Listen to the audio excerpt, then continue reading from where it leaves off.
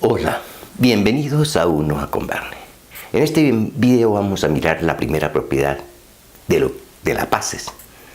Vamos a dar algunas propiedades. Entonces la primera propiedad dice lo siguiente. Sea B un espacio vectorial y la dimensión del espacio vectorial B n. O sea, la base tiene n elementos. Lo que dice la propiedad es que entonces dos bases de B tienen exactamente n elementos cada uno. Por ejemplo, si estamos trabajando con el espacio vectorial R, esta base, que quede muy claro, la dimensión de R, recuerden que es 1. Esta base se llama la base canónica. Pero aquí puedo dar otra base. Esta es otra base, esta es otra base, y así sucesivamente podría dar miles de bases. Lo importante es que esta es una base de R, tiene elementos. Esta es otra base de R y tiene un elemento. La dimensión de R es 1. O sea, dos bases cualquiera tienen un elemento en R. 2. El espacio vectorial R2, naturalmente con sus operaciones usuales. Entonces, la dimensión de R2 es 2. Entonces, dos bases diferentes, por ejemplo, 1, 0 y 0, 1, vea. Esta base se llama la base canónica de R2. La base canónica. Tiene dos elementos. La dimensión de R2 es 2. Otra base tiene que tener dos elementos. Si tiene más de 2 o menos de 2, no es una base, ¿no? Por ejemplo, 2, 3, 5, 7 es otra base de R2 y tiene dos elementos.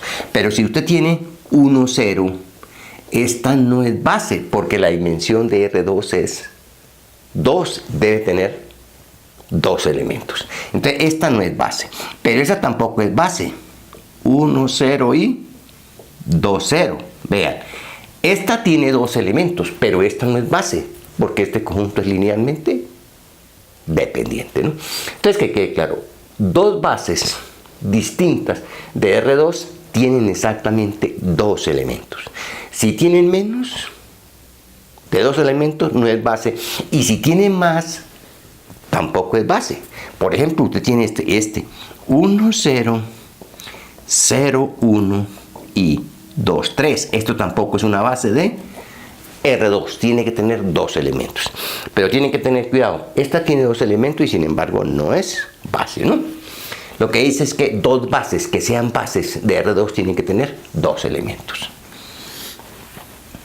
De R3. R3. Esta se llama la base canónica. En R3, por ejemplo, este conjunto 1, 0, 0, 0, 1, 0, 0, 0, 1. Esta se llama la base canónica de R3. La dimensión de R3 es 3, o sea, hay 1, 2, 3. Esta se conoce con el nombre de la base canónica. Otra base de R3 tiene que tener tres elementos. Por ejemplo, esta. 2, 0, 0, 0, 4, 0, 0, 0, 5. Esta es otra base de R3. Lo importante es que tienen tres elementos. Si aquí hay cuatro elementos de R3, no es base.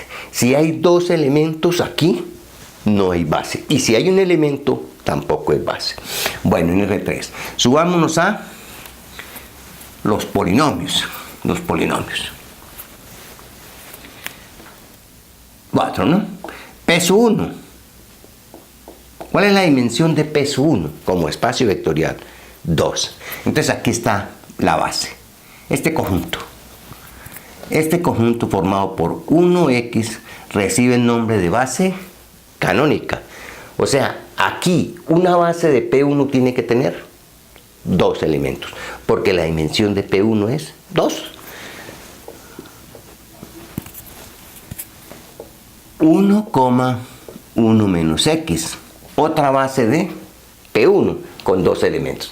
Pero aquí lo mismo, si llega a tener un solo elemento, esto no es base de P1. Y si llega a tener más elementos, 1 menos x, 2, esto tampoco es base de P1 porque debe tener dos elementos. En las matrices, 5. Entonces, esta se llama la base canónica. O mejor, los polinomios de grado 2. ¿Cuál es la base canónica aquí? Entonces sería 1, X y X2. La dimensión de P2 es 3. Ahí está 3. Otra base de P2 tiene que tener 3 elementos. 6. En las matrices de 2 por 2. ¿Cuál es la dimensión de las matrices de 2 por 2? 2 por 2, 4 es la dimensión de la matriz de 2 por 2. Entonces una base debe tener 4 elementos.